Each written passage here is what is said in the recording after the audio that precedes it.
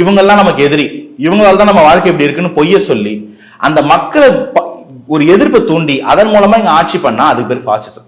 இதை விட ஒரு மோசமான ஒரு விமர்சனம், இதை விட ஒரு ஆழமான ஒரு கடுமையான விமர்சனம் சொல்ல முடியுமா? இப்ப இதுக்கு நான் வரேன். அடுத்தது, முதல்ல அவங்களை பாசிச பாஜகன்னு சொல்லி கொள்கை எதிரின்னு சொல்லியாச்சு.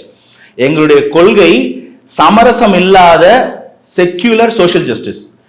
முதல்ல நாங்க காம்ப்ரமைஸ் ஆக போறதே இல்லை. இது கொஞ்சம் விட்டு கொடுக்கலாம், கொஞ்சம், அது கிடையாது. செக்யூலர்னா மதத்தின் அடிப்படையில இவன் வேணும் வேணான்னு முடிவு பண்ணக்கூடாது. சோசியல் ஜஸ்டிஸ்னா ஜாதியின் அடிப்படையில ஒருத்தனை விருப்ப வெறுப்பு காட்டக்கூடாது, ஆனா பாதிக்கப்பட்டவனுக்கு முன்னுரிமை கொடுக்கணும்.